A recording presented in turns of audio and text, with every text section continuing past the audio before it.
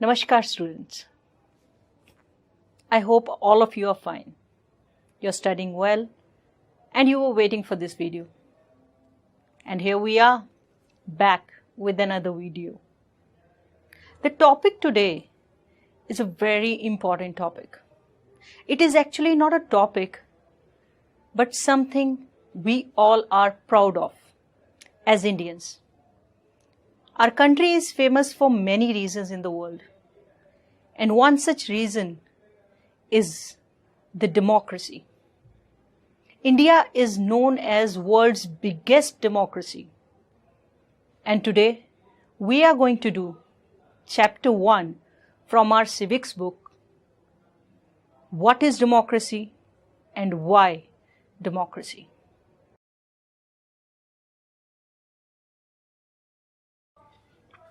The aim here is to understand clearly the bare minimum features of a democratic form of government. Towards the end of this chapter, we step beyond this minimal objective and introduce a broader idea of democracy. After going through this chapter, we should be able to distinguish a democratic form of government from a non-democratic form of government. Democracy is the most prevalent form of government in the world today, and it is expanding to more countries. But why is it so? What makes it better than other forms of government?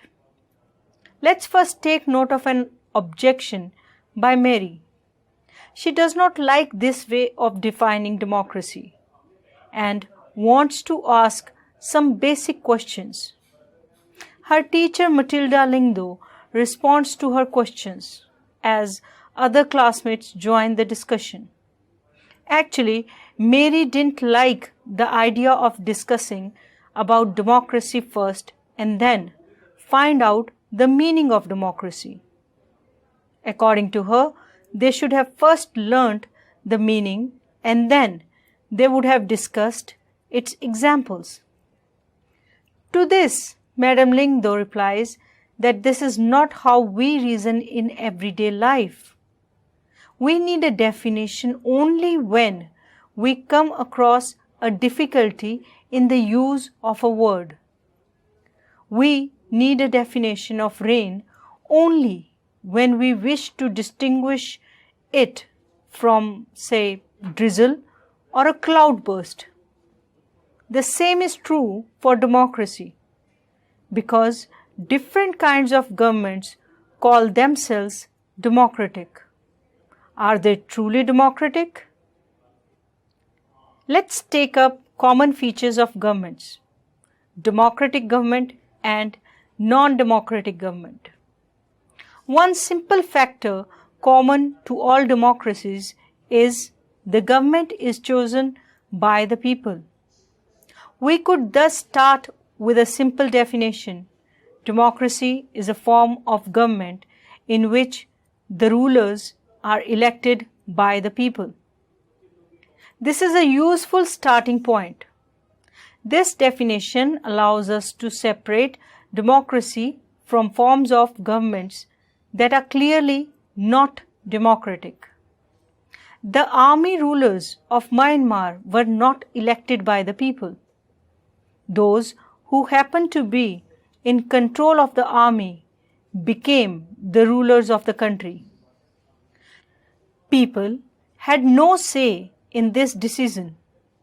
Dictators like Pinochet from Chile are not elected by the people.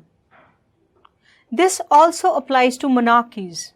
The kings of Saudi Arabia rule not because the people have chosen them to, but because they happen to be born in the royal family.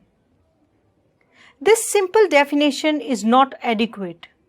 It reminds us that democracy is people's rule. But if we use this definition in an unthinking manner, we would end up calling almost every government that holds an election a democracy. That is why we need to carefully distinguish between a government that is a democracy and one that pretends to be one. We can do so by understanding each word in this definition carefully and spelling out the features of a democratic government. Let's take up the features of democracy. We have started with a simple definition that democracy is a form of government in which the rulers are elected by the people. This raises many questions. Who are the rulers in this definition? Which official must be elected for any government to be called a democracy? Which decisions may be taken by non-elected officials in a democracy? What kind of election constitutes a democratic election? What conditions must be fulfilled for an election to be considered democratic? Who are the people who can elect the rulers or get elected as rulers? Should this include every citizen on an equal basis? Can a democracy deny some citizens this right? Finally, what kind of a form of government is democracy? Can elected rulers do whatever they want in a democracy? Or must a democratic government function with some limits? Is it necessary for a democracy to respect some rights of the citizens? Let us consider each of these questions with the help of some examples. Now, we take up major decisions by the elected leaders. In Pakistan, General Pervez Musharraf led a military coup in October 1999. He overthrew a democratically elected government and declared himself the chief executive of the country. Later, he changed his designation to president, and in 2002, he held a referendum in the country that granted him a 5-year extension. Pakistani media, human rights organizations and democracy activists said that the referendum was based on malpractices and fraud. In August 2002, he issued a legal framework order that amended the Constitution of Pakistan. According to this, the President can dismiss the national and provincial assemblies. The work of the civilian cabinet is supervised by a National Security Council, which is dominated by military officials. After passing this law, elections were held to the national and provincial assemblies. So Pakistan has had elections, elected representatives, have some powers, but the final power rested with the military officers and General Pervez Musharraf himself. They cannot take the final decisions. The power to take final decision rested with army officials and with General Musharraf, and none of them were elected by the people. This happens in many dictatorships and monarchies. They formally have an elected parliament and government, but the real power is with those who are not elected. In a few countries, the real power was with some external powers and not with locally elected representatives. This cannot be called people's rule. This gives us the first feature. In a democracy, the final decision-making power must rest with those elected by the people. Now we talk about free and fair electoral competitions. In China, elections are regularly held after every 5 years for electing the country's parliament, called Congo Renmin Daibia Dahui, National People's Congress. The National People's Congress has the power to appoint the president of the country. It has nearly 3,000 members elected from all over China. Some members are elected by the army. Before contesting elections, a candidate needs the approval of the Chinese Communist Party.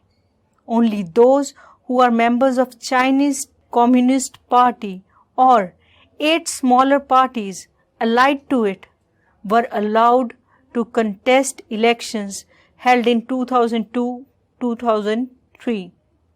The government is always formed by the Communist Party.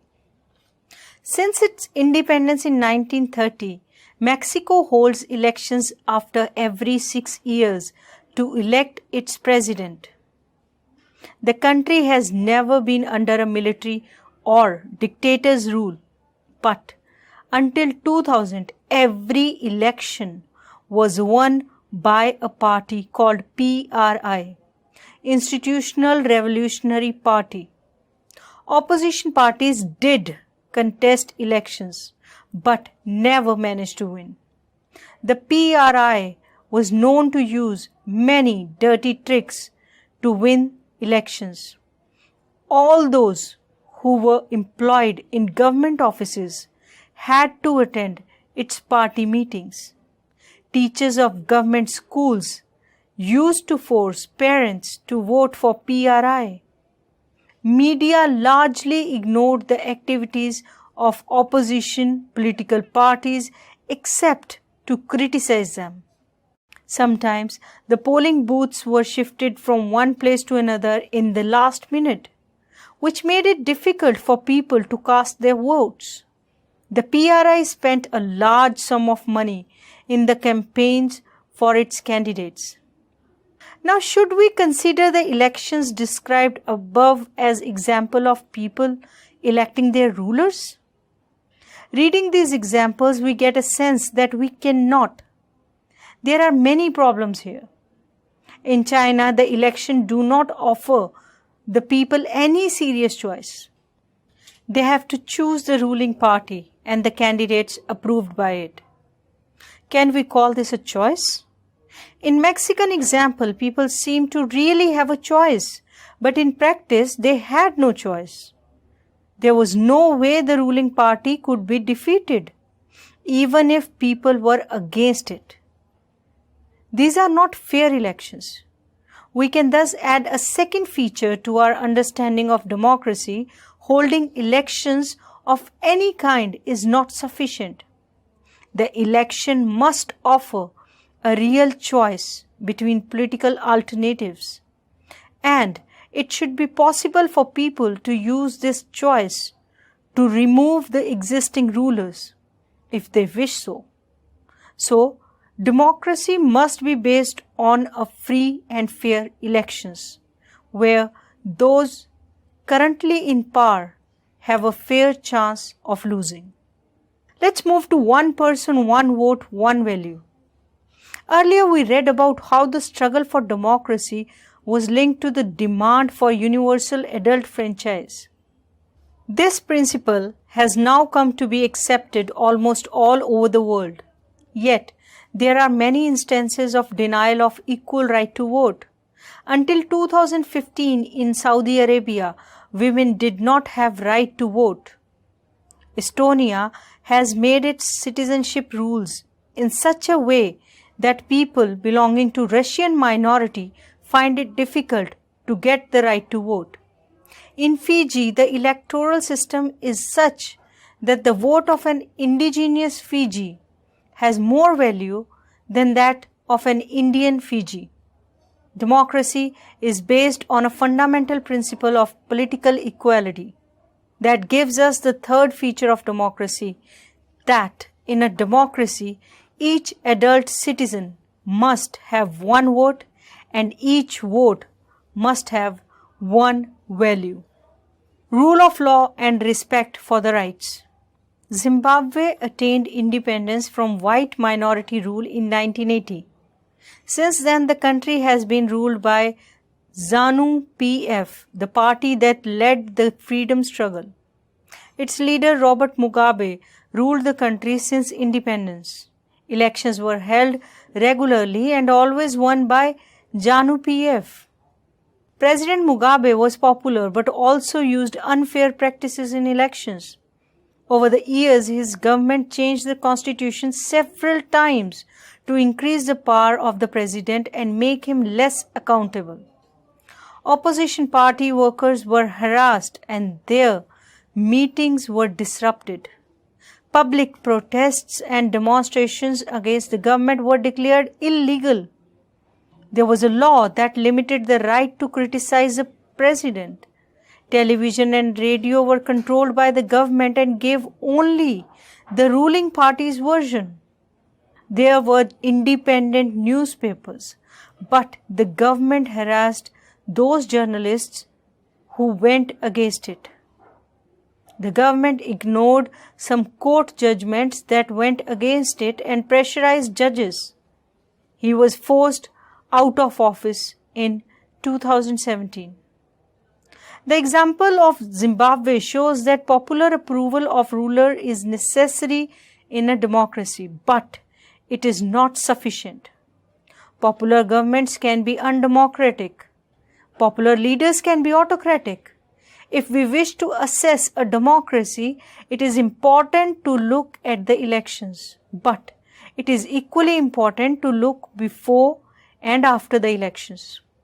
There should be sufficient room for normal political activity, including political opposition, in the period before elections. This requires that the state should respect some basic rights of the citizens. They should be free to think, to have opinions, to express these in public, to form associations, to protest and take other political actions. Everyone should be equal in the eyes of law. These rights must be protected by an independent. Let us sum it up. We started with a simple definition that democracy is a form of government in which the rulers are elected by the people. We found that this definition was not adequate unless we examined some of the key words used in it.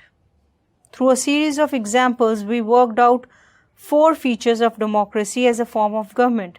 Accordingly, democracy is a form of government in which rulers elected by people take all major decisions. Elections offer a choice and fair opportunity to the people to change the current rulers. This choice and opportunity is available to all people on an equal basis. And last but not the least, the exercise of this choice leads to a government limited by basic rules of constitution and citizens' rights. Let's hear some arguments for the democracy. China's famine of 1958 to 1961 was the worst recorded famine in the world history. Nearly 3 crore people died in that famine. During those days, India's economic conditions was not much better than China.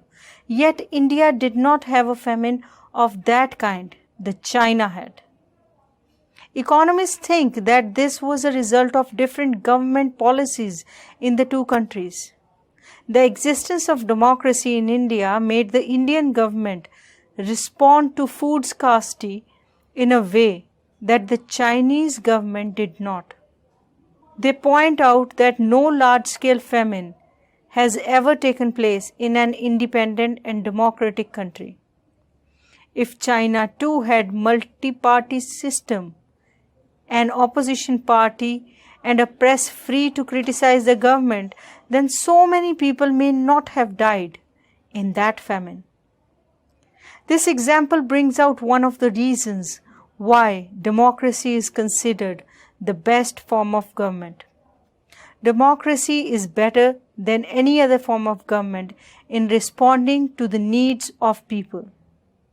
A non-democratic government may and it can respond to the people's needs, but it all depends on the wishes of the people who rule. If the rulers don't want to, they don't have to act according to the wishes of people. Hence, a democratic government is a better government. Because it is a more accountable form of government. Democracy should lead to better decisions than any non-democratic government. Democracy is based on consultation and discussion. A democratic decision always involves many people, discussions, and meetings. Democracy improves the quality of decision making. Democracy provides a method to deal with differences and conflicts. Democracy respects its citizens. In democracy, no one is a permanent winner. No one is a permanent loser. Everybody gets a chance to correct their mistake. So, in this chapter, we have considered the meaning of democracy in a limited and descriptive sense. We have understood democracy as a form of government. This way of defining democracy helps us to identify a clear set of minimal features that a democracy must have. The most common form that democracy takes in our times is that of a representative democracy. In the countries we call democracy, all the people do not rule. A majority is allowed to take decisions on behalf of all the people. Even the majority does not rule directly. The majority of people rule through their elected representatives. This becomes necessary because modern democracies involve such a large number of people that it is physically impossible for them to sit together and take a collective decision. Even if they could, the citizen does not have the time, the desire, or the skills to take part in all decisions. This gives us a clear but minimal understanding of democracy. This clarity helps us to distinguish democracies from non-democracies. But it does not allow us to distinguish between a democracy and a good democracy. It does not allow us to see the operation of democracy beyond government. Feeling proud? Yes, you should be. To be a part of an actual democratic country, you should be feeling proud. You can compare the entire scenario. You can compare with the countries which call themselves democratic, but actually their setup is not so democratic. Let's analyze what we have learned today. On the left side of your screen, you can see the names of the country, and on the right side, you can see certain statements. You have to match the country with the correct statement. So, the correct order is: Chile is known for the end of military dictatorship. Nepal, the king agreed to give up his powers. Poland, end of one-party rule. Ghana, freedom from British colonial rule. Okay, now I'll ask a question. The answer has 4 statements. You have to pick the correct statement. So, which of the following does not lead to the spread of democracy? Option number 1, struggle by the people, invasion by foreign countries, end of colonialism, people's desire for freedom. Correct answer: invasion by foreign countries. Next question. Which of the following statements is true about today's world? Monarchy as a form of government has vanished. The relationship between different countries has become more democratic than ever before. In more and more countries, rulers are being elected by the people. There are no more military dictators in the world. Correct. The statement which is true about today's world is that in more and more countries, rulers are being elected by the people. Now, my last question to you is, use one of the following statements to complete this sentence. Democracy in the international organizations require that the rich countries should have a greater say. Countries should have a say according to their military power. Countries should be treated with respect in proportion to their population. Last option, all countries in the world should be treated equally. Very right. All countries in the world should be treated equally. With this, we come to an end of this video. We'll be back with another video. Till then, stay safe, stay healthy, and keep reading. Namaskar.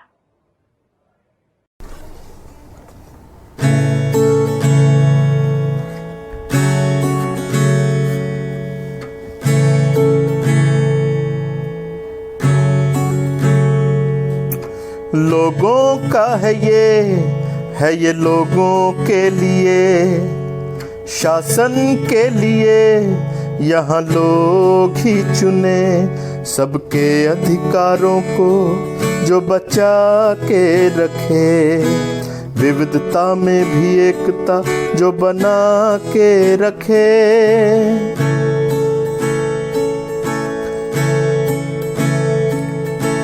अपने दिल की बात जहाँ खुलकर हम कहें, सबके सम्मान में यह डट के जो खड़े, तीनों इसके अंग जब मिलकर ये चलें, असल मायने में यह स्वतंत्र तब बने।